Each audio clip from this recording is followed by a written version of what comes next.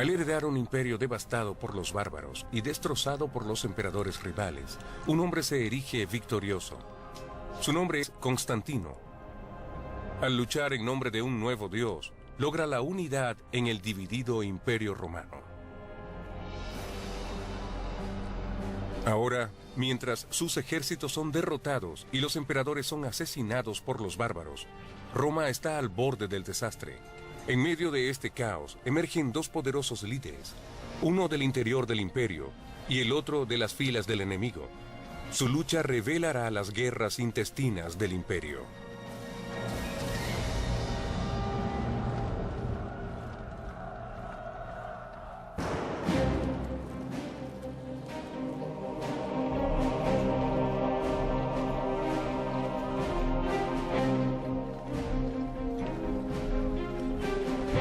En los límites del imperio, los soldados romanos salen a defender de los ataques a los pueblos fronterizos.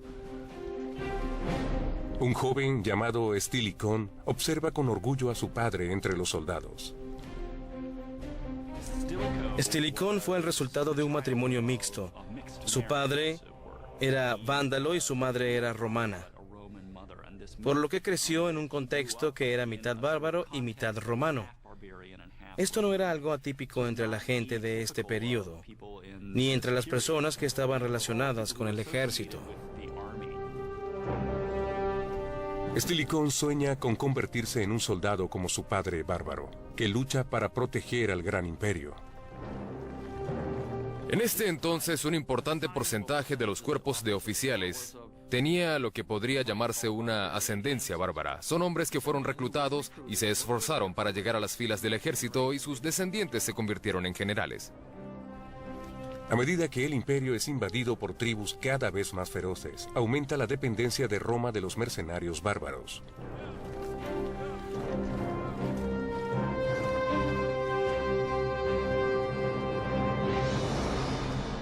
Ante la presión de proteger sus fronteras expandidas, el imperio se divide en dos. El emperador Valentiniano defiende al occidente en Roma, mientras que el emperador Valente defiende el oriente en Constantinopla.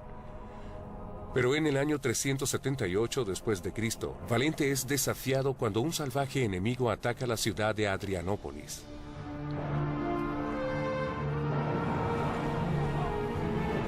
Se trata de los godos, y lo que desean es territorio romano. Quieren destrozar los ejércitos romanos con fuerza bruta, armas e incendios, a sabiendas de que los romanos fuertemente acorazados sentirán rápidamente el calor mientras se quema el campo de batalla. Los godos eran mucho más numerosos y tenían muchas razones para luchar. Los romanos los habían tratado muy mal, habían sido vendidos como esclavos y no tenían nada que perder. Durante la batalla de Adrianópolis, los soldados del emperador Valente no pueden competir contra estos salvajes e implacables guerreros bárbaros. Ellos atacan y los empujan hacia la derecha. Los romanos siempre avanzan hacia la derecha porque quieren mantener el hombro derecho debajo del escudo de su compañero. Ahora esto se ha profundizado. Todos se compactan alrededor del emperador, quien ocupa el puesto más a la derecha, en el punto de honor, y sus hombres no se moverán. Así que tenemos esta aceleración, este proceso de compactación. Los godos eluden este despliegue circular, rodean a los romanos y los matan.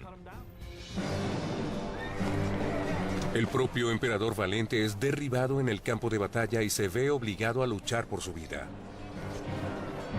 Rápidamente pierde la batalla, lo que lleva a sus soldados a replegarse aterrorizados. Cuando un ejército antiguo se desmorona, siempre le sucede una masacre. Pero lo que hizo que Adrianópolis fuera peor fue el hecho de que el ejército romano estaba rodeado, por lo que no todos se podían mover. Así que, en su apuro por huir, los soldados romanos terminaron matándose entre ellos, pisoteándose entre sí y pereciendo asfixiados en medio de una gran confusión. Se perdieron 2/3 del ejército romano. Ammiano Marcelino, el historiador de las postrimerías del imperio, describe la matanza. Las flechas, armas mortales que provenían de todas partes, siempre consiguieron su objetivo con un efecto fatal, debido a que no podían verse con antelación ni podían evitarse. La batalla de Adrianópolis es un momento crucial en la historia romana. Es un punto del que el imperio no puede regresar. El ejército desapareció y no hay manera de recuperarlo, excepto usando a los propios bárbaros.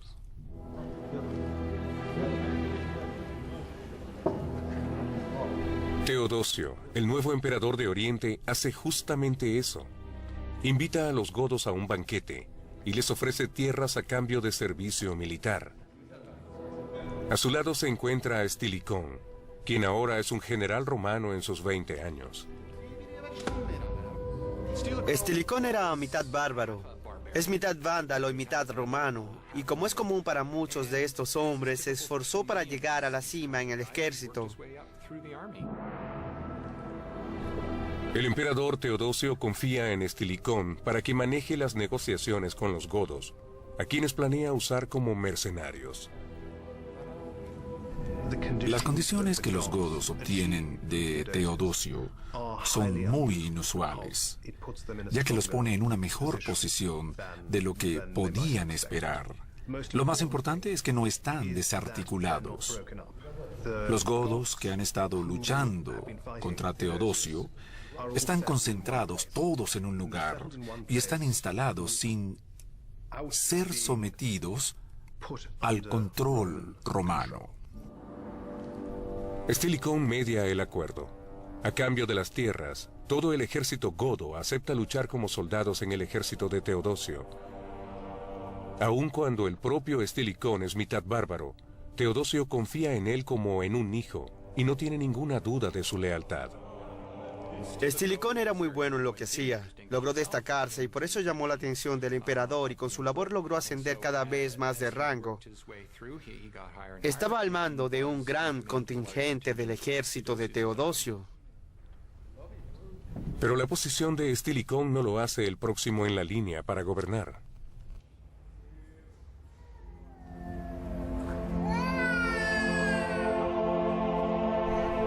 Ese honor recae sobre los hijos biológicos del emperador, Arcadio y Honorio, quien nació en Constantinopla en el 384 después de Cristo. Pero Estilicón igual disfruta de nexos con la familia real. De hecho, Estilicón tenía una estrecha relación con el emperador Teodosio. Evidentemente había sido seleccionado como un próximo líder entre muchos generales bárbaros o semibárbaros.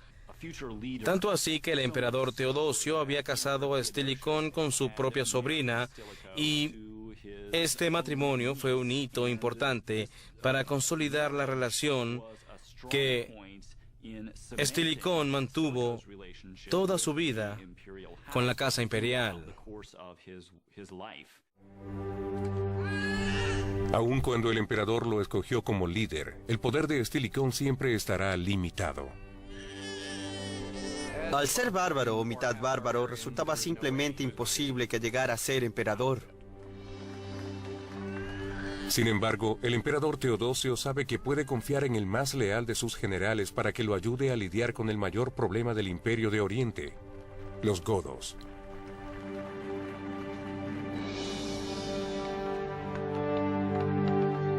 Para consolidar el nuevo acuerdo del emperador Teodosio, los niños godos son enviados a campamentos de entrenamiento a fin de enseñarles el manejo militar romano. Lo que está claro es que no eran ciudadanos romanos con todos los derechos, sino que estaban obligados a servir en el ejército cuando el emperador romano se los pidiera. Siendo la mano derecha de Teodosio, Estilicón le asegura que los jóvenes godos están bien entrenados y le son leales. A Estilicón le llama particularmente la atención el talento natural de uno de los muchachos, Alarico. Alarico probablemente había nacido dentro del imperio y posiblemente también había crecido en el imperio, totalmente consciente de cómo era una carrera militar romana.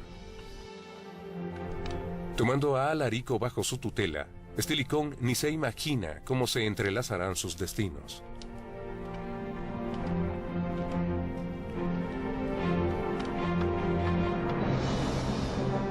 Durante las décadas siguientes, el Imperio de Oriente se fortalece bajo el gobierno conjunto de Estilicón y el emperador Teodosio. Pero su autoridad se ve amenazada cuando en el año 392 después de Cristo, una traición en Viena, en la Galia, estremece al Imperio de Occidente.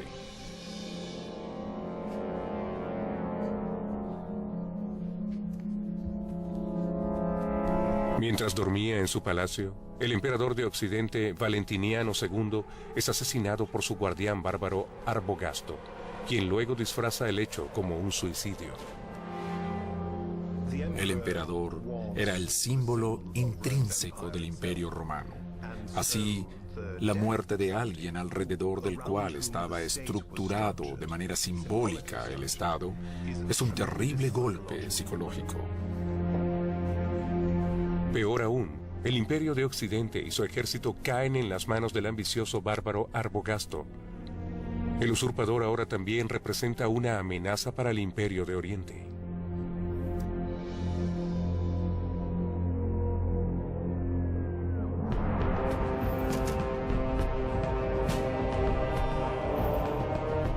Sin demora alguna, Teodosio, el emperador de Oriente, dirige su ejército hacia el oeste para enfrentar al usurpador.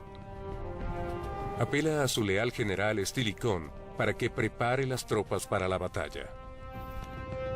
Estilicón fue jefe militar en Tracia y para ese momento estaba a cargo de un gran contingente del ejército de Teodosio. Estilicón recluta al joven Alarico, ahora un jefe godo hecho hombre, y a los miembros de su tribu para que luchen junto a los romanos. A estas alturas, la cuarta parte del ejército romano está compuesto por mercenarios bárbaros. Los romanos se habían vuelto sumamente dependientes de los soldados no romanos, con dirigentes no romanos, hasta un punto que podía llegar a ser muy peligroso para el imperio. El emperador Teodosio reconoce el peligro, pero ha ideado un plan para destrozar al usurpador Arbogasto y debilitar a los godos en un solo golpe poderoso. En el 394 después de Cristo, Teodosio conduce a su ejército oriental, incluyendo a las tropas góticas de Alarico contra las fuerzas del Imperio Romano de Occidente, ahora dirigido por Arbogasto, un traidor con gran ansia de poder. La batalla se da en el año 394 después de Cristo, en el río Frígido, en tierras de lo que hoy es Eslovenia. Allí, enfrentado con el ejército de Arbogasto, el emperador Teodosio le ordena a Alarico y a sus godos que vayan al frente, protegiendo a sus tropas romanas. Todo hacía pensar que los puso adrede en las filas del frente para el primer combate, sabiendo que esa era la posición más peligrosa para ellos. Quizá esperaba que muchos de ellos murieran, pero que aún así pudiera alcanzar la victoria. Los godos luchan por sus vidas, pero son aniquilados por las fuerzas de Arbogasto, sedientas de sangre y del botín de guerra.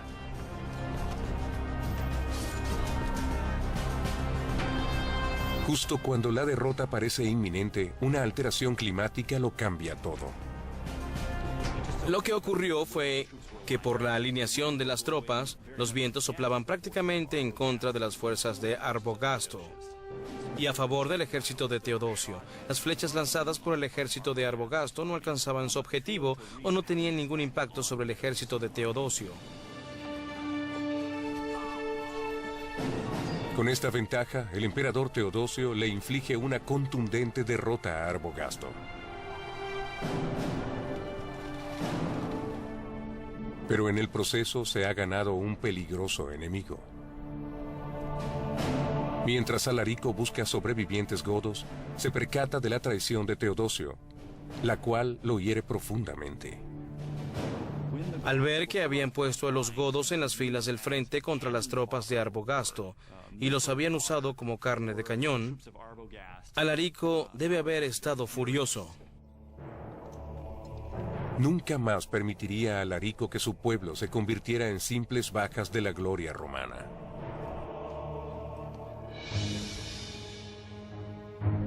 Mientras Teodosio celebra su victoria en el río Frígido y se convierte en el emperador único de Roma, Alarico y los godos toman represalias saqueando los Balcanes en busca de comida y botines.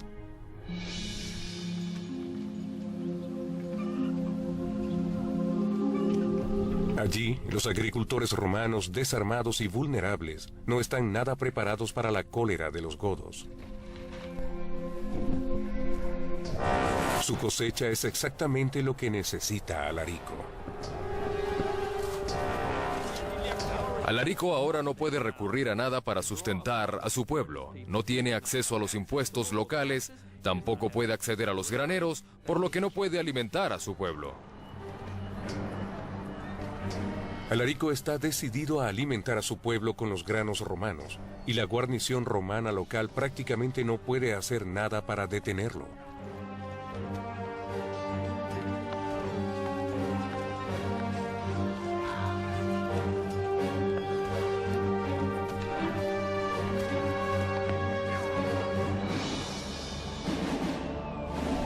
Envalentonados por su éxito, los godos proclaman a Alarico como su rey.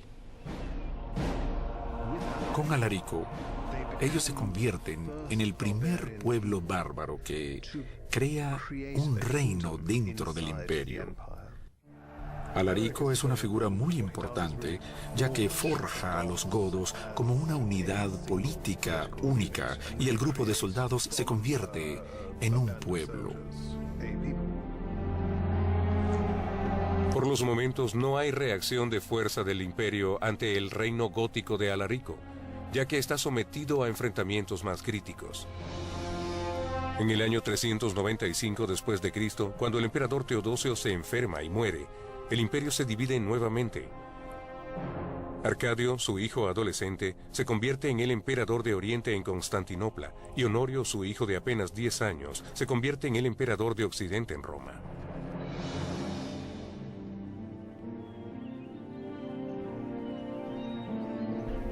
El leal general de Teodosio, Estilicón, no es relegado. Se convierte en el protector y profesor del niño emperador Honorio. Después de que Teodosio se enfermara, recurrió a Estilicón. Por alguna razón le dijo a Estilicón, según dicen, que quería que él fuera el regente de Honorio. Sin ninguna experiencia en los implementos de guerra, el joven Honorio confía en la pericia de Estilicón y busca su orientación. Estilicón tiene una especie de relación paternalista, como que si fuera el padrino de este niño. Creo que Estilicón siempre vio a Honorio como a su niño pequeño. Pero Honorio no es un estudiante aplicado. Estilicón lo vigila constantemente, toda vez que sabe que el futuro del imperio depende del control que ejerza sobre el niño.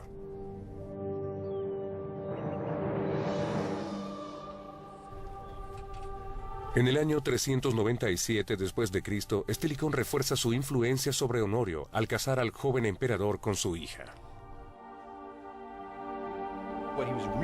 Lo que de verdad le interesaba era lograr que su nieto fuera emperador, ya que casó a su primogénita María con Honorio. Evidentemente quería que su nieto, el hijo de Honorio, fuera emperador. Esa sería la única manera posible de que tuviera una influencia directa, familiar, sobre el siguiente emperador. Los invitados de la boda están escandalizados por la unión de la línea de sangre real con un bárbaro. Pero Estilicón hace caso omiso a su incomodidad, ya que se siente romano hasta la médula.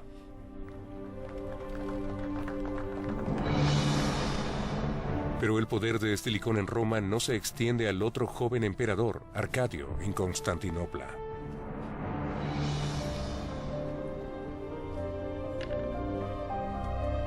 Allí, Arcadio, de 19 años, disfruta de las distracciones de los aposentos imperiales, dejando importantes problemas de Estado en manos de sus consejeros. No hay ninguna duda de que si Teodosio hubiera estado vivo para ver cómo sus hijos trataban de gobernar sin su presencia, hubiera estado muy decepcionado. Para sorpresa de todos, Arcadio le concede el honor de consulado a su jefe de Estado Mayor, el eunuco Eutropio. Un eunuco como cónsul es como que elijan a una estrella porno como presidente de los Estados Unidos. Es algo tan inaceptable que las personas no lo pueden creer. Tener a un eunuco como cónsul es algo escandaloso. Pero lo que hace que realmente odien a Eutropio en Constantinopla son sus planes de negociar con los bárbaros godos.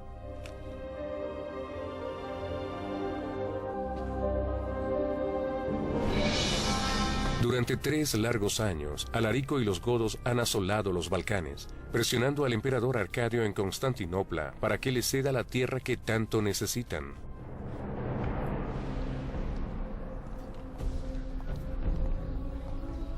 Finalmente, en el año 397 después de Cristo, el emperador Arcadio invita a Alarico a Constantinopla ante la sugerencia de Eutropio. Indiferente ante la política, el emperador le deja las negociaciones al eunuco. Eutropio concertó un acuerdo entre la corte oriental y Alarico.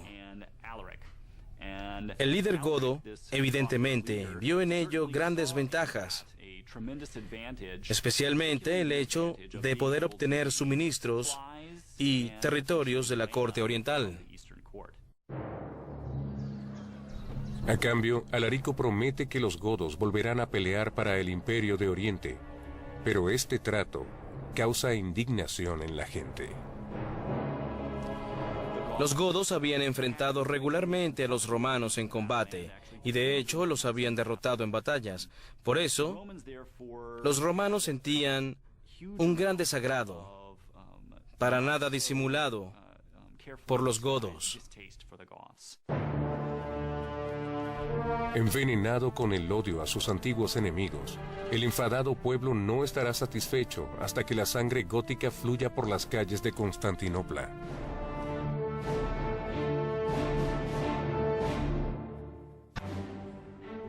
En el año 397 después de Cristo, Arcadio, el emperador de Oriente, ante la sugerencia de un consejero más cercano, el eunuco Eutropio, hace un trato con el godo Alarico. Pero el prejuicio hacia los bárbaros se esparce como el veneno por toda la ciudad.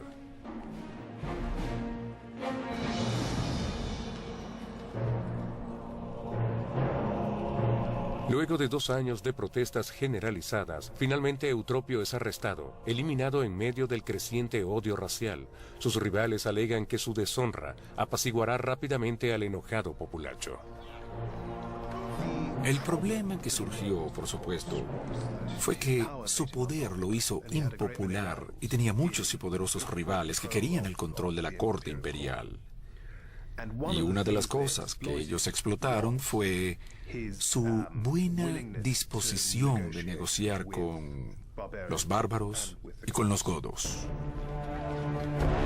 Eutropio es enviado al exilio y posteriormente ejecutado.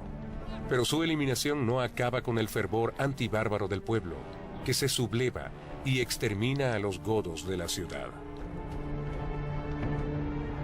Durante cualquier periodo, resulta muy difícil tocar las raíces de una tensión étnica. Es bastante obvio que los romanos les guardaban rencor a los bárbaros, quienes habían invadido su territorio. Pero los sentimientos romanos contra los bárbaros tenían mucho mayor alcance. Había una especie de antipatía visceral por todo lo que tuviera relación con ellos. Ese tipo de violencia contra su pueblo le envía un mensaje evidente a Alarico. Un acuerdo con el Oriente es imposible. El odio es muy intenso.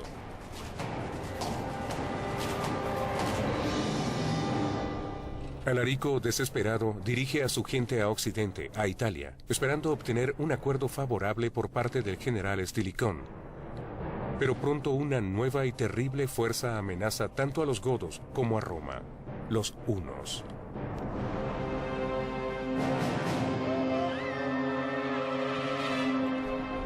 Entrando a los pueblos tribales en los límites del imperio, los hunos atacan y destruyen todo lo que encuentran en su camino. Los hunos se mueven hacia el oeste. Están buscando mejorar su situación y están obligando a huir a las diversas tribus germánicas, nómadas y a las que viven en asentamientos permanentes. Los hunos son canallas despiadados y nadie quiere estar cerca de ellos.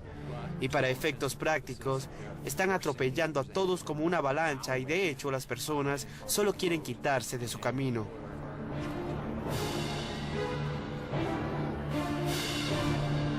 Aquellos que no huyen de los jinetes salvajes son asesinados con una brutal precisión. Los hunos no dejan ningún sobreviviente. La invasión de los hunos obliga a las otras tribus bárbaras a que se adentren en el territorio romano. Y aun cuando el emperador Honorio traslada la sede del Imperio de Occidente a una ciudad mejor protegida, Ravenna, los pueblos del norte de Italia son víctimas indefensas de la devastación bárbara.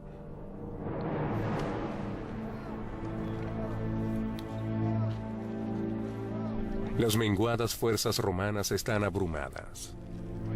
En los hospitales de campaña italianos, el general Estilicón observa cómo aumenta diariamente el número de soldados caídos, reduciendo aún más el escuálido ejército. En mi opinión, ese es uno de los principales problemas a los que se enfrenta Estilicón.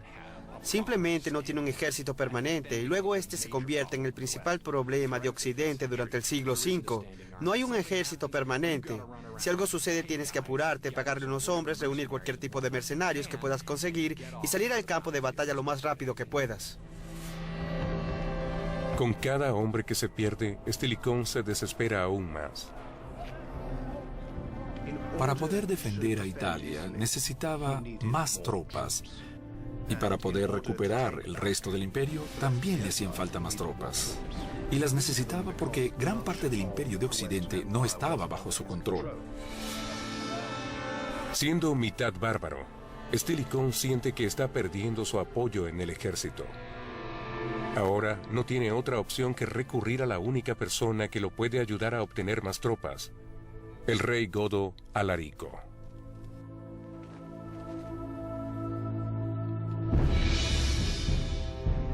En el año 406 después de Cristo, Estilicón viaja al campamento de Alarico en Illyricum, actualmente Serbia, para ofrecerle un trato.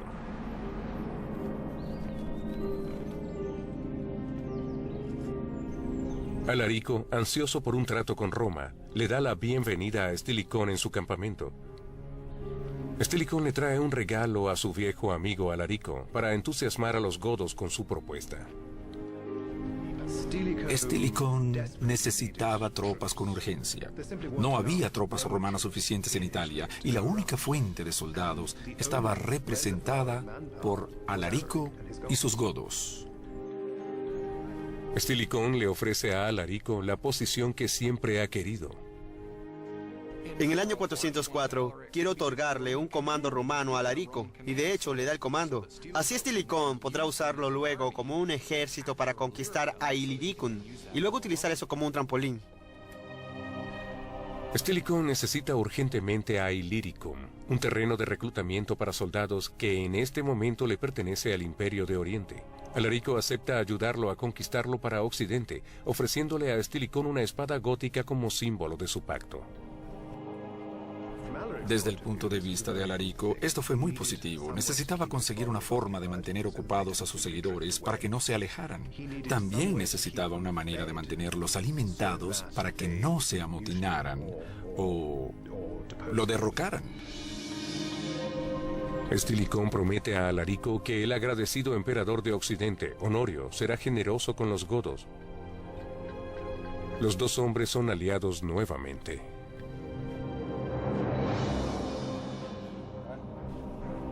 Pero los años pasan, y la corte de Honorio no está dispuesta a cumplir la promesa que Estilicón le hizo a Alarico. Estilicón comprende que ha perdido la influencia que tenía sobre el joven emperador. Ahora Honorio es un adulto y ya no necesita un tutor. La posición de Estilicón frente a la corte de Honorio, el círculo interno, es muy difícil, ya que mientras Honorio iba creciendo,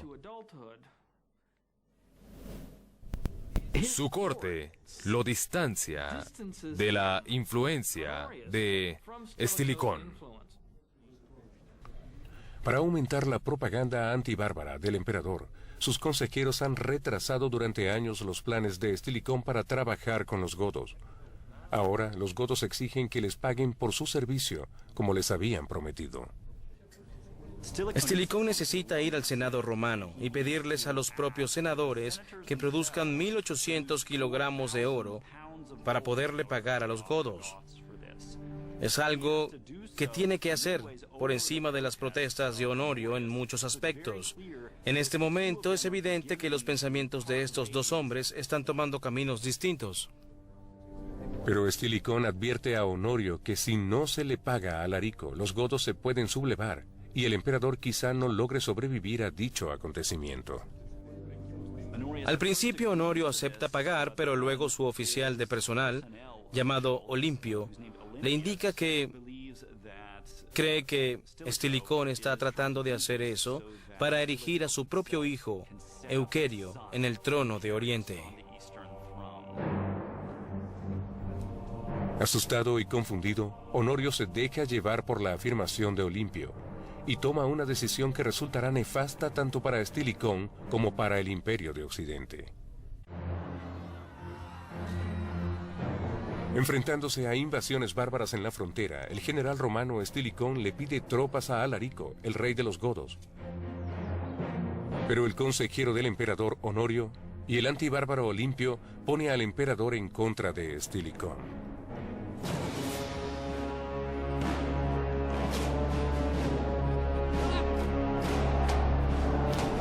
Olimpio y sus oficiales de ideas afines instigan al ejército a alzarse contra el general Estilicón, quien es mitad bárbaro.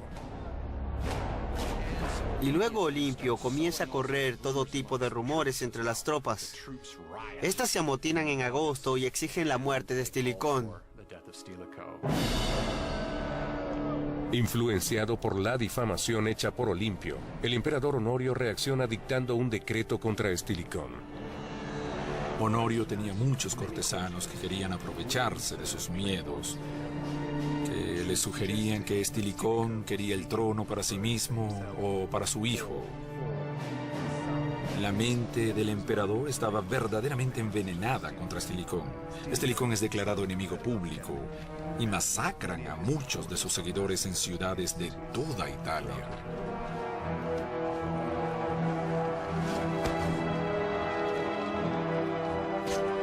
Explota el odio étnico entre el pueblo.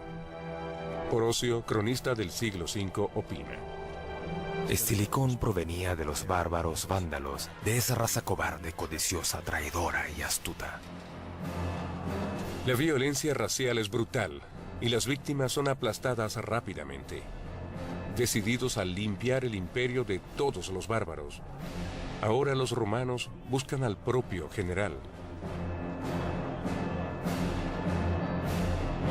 La furiosa muchedumbre de soldados romanas, sedienta de sangre, consigue a Estilicón en una iglesia en Ravenna, donde se había refugiado. Estilicón huye a una iglesia y trata de evadir el decreto, a sabiendas de que significaría su muerte, pero le aseguran que solo lo van a arrestar y no lo van a ejecutar. A pesar de sus dudas, Estilicón decide entregarse voluntariamente. Si él hubiese querido, se hubiese podido apoderar del Estado, pero siguió siendo un leal servidor de la familia gobernante durante toda su vida. E incluso al final, cuando fue traicionado por el emperador, al que le había servido toda su vida, se negó a sublevarse y a resistirse, y evidentemente le evitó una guerra civil a Italia. Afuera de la iglesia, entre la furiosa muchedumbre, Estilicón observa a Olimpio esperando por él. Inmediatamente llega un segundo decreto ordenando la muerte de Estilicón. Su séquito y escoltas amenazan con atacar a los que fueron enviados para arrestar a Estilicón. Pero él, con nobleza, decide permitir que lo maten para no provocar más problemas. A Estilicón le quitan los símbolos que lo distinguen como un general romano. En cierto sentido, Estilicón encarna un personaje trágico. Fácilmente se pudo haber revelado cuando se enfrentó a esta hostilidad por parte de su emperador, pero en vez de eso se rindió. Abandonó la iglesia donde se había refugiado y fue serenamente a su ejecución. El gran general bárbaro es derribado ante los vítores de aquellos que trató de proteger. Su muerte excita a la muchedumbre que ya no se satisface con gestos simbólicos.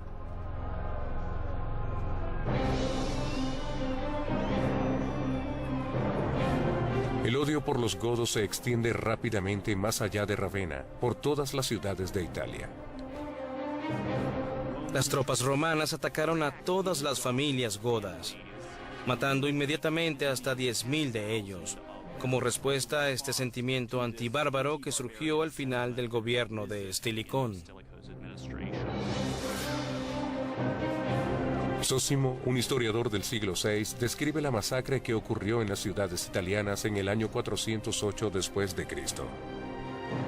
En cada ciudad los soldados se abalanzaron sobre las mujeres y los niños bárbaros y los aniquilaron y saquearon sus propiedades. Lógicamente, los godos que se mantuvieron con vida y que escaparon la masacre no querían tener nada que ver con los romanos y tenían un lugar al que podían llegar fácil y rápidamente: el ejército de Alarico. En el acto, 30.000 godos se cambiaron de bando y se unieron a Alarico. Pero con la muerte de Estilicón desaparece su acuerdo con Roma y el dinero y la tierra que les habían prometido. Alarico, junto a su poderoso ejército actual, se dirige a Roma para obligar al emperador Honorio a que les den lo que quieren.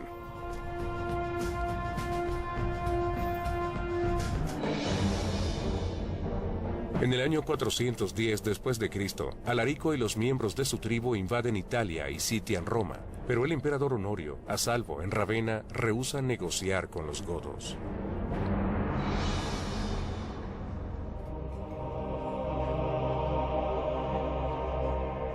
A Honorio y a su consejero Olimpio poco les importa el bienestar del pueblo romano.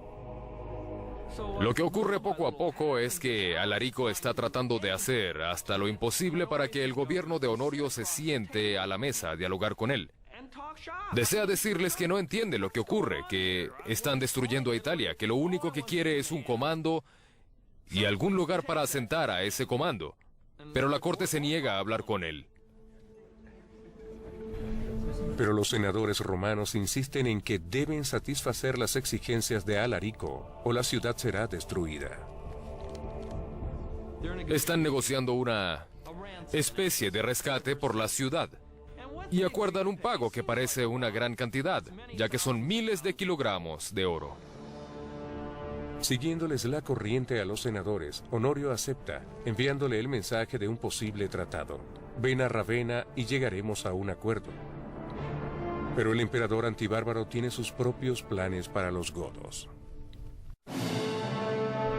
En el caos subsiguiente a la muerte del general Estilicón, los godos sitian Roma. Para salvar a la ciudad, el emperador Honorio acepta llegar a un acuerdo con el rey bárbaro Alarico.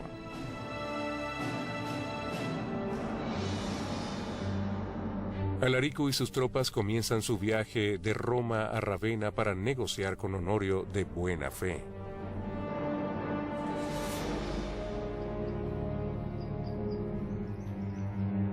Pero a mitad del camino, un grupo de mercenarios bajo las órdenes del emperador le tiende una emboscada a Alarico.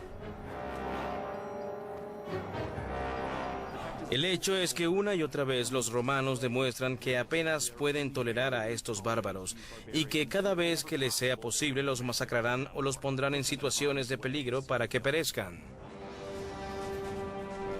Mientras matan a sus hombres a su alrededor, Alarico comprende que ha sido engañado nuevamente por el Imperio Romano. Es una buena historia de traición, de falta de honor por parte de la corte de Honorio. Alarico es un hombre muy honrado que ha sido engañado por ambas cortes, y esta no es la única historia. Alarico está cansado de las negociaciones pacíficas. Ordena a sus hombres que regresen a Roma y que se concentren en destruirla.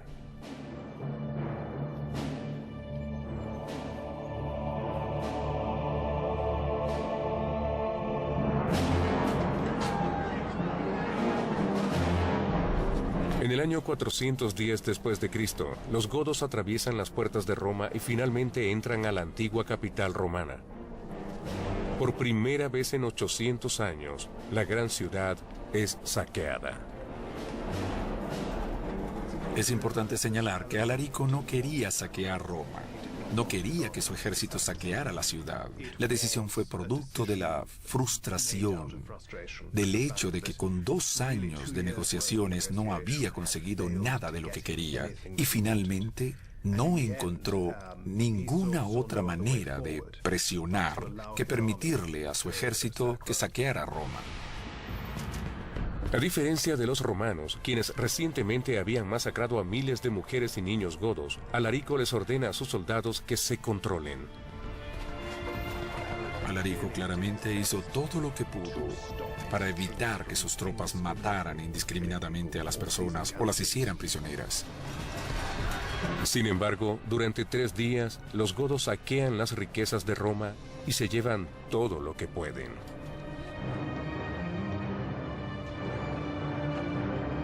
El saqueo de Roma fue devastador en términos de la cantidad de tesoros y dinero que se extrajo de la ciudad.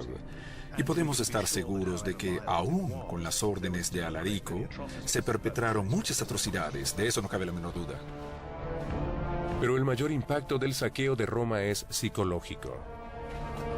Un antiguo ciudadano de Roma, San Jerónimo, abrumado, escribe sobre la devastada ciudad.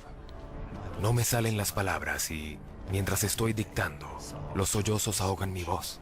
La ciudad que había conquistado al mundo fue a su vez conquistada.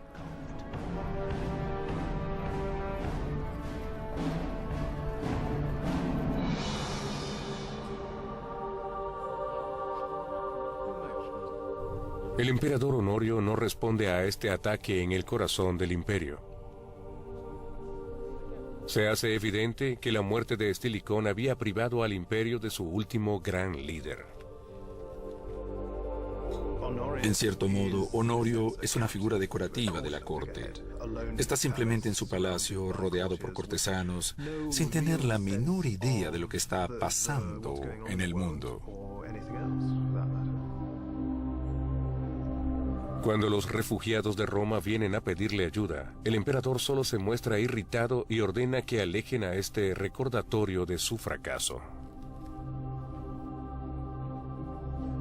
No solo se está distanciando de las realidades del gobierno, sino que en su cargo está perdiendo cada vez más credibilidad. Muchos romanos dejan de confiar en la capacidad del emperador para defender a su pueblo de los enemigos bárbaros.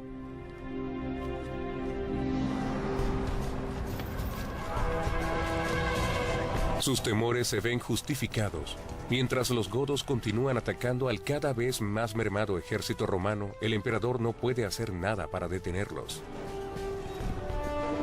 Los godos llegaron para quedarse.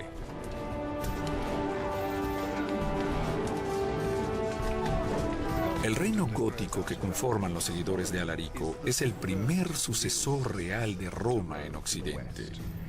Es la primera secesión de parte del territorio romano, pero solo es la primera de muchas. Durante los próximos 40 años, las tribus bárbaras seguirán penetrando las vulnerables fronteras del imperio, tomando grandes extensiones de territorio romano.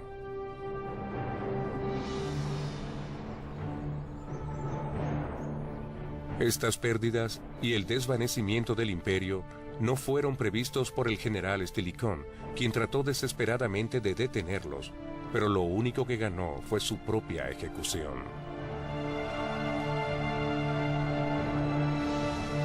La trágica caída de Estilicón presagia el terrible e irreversible destino del imperio.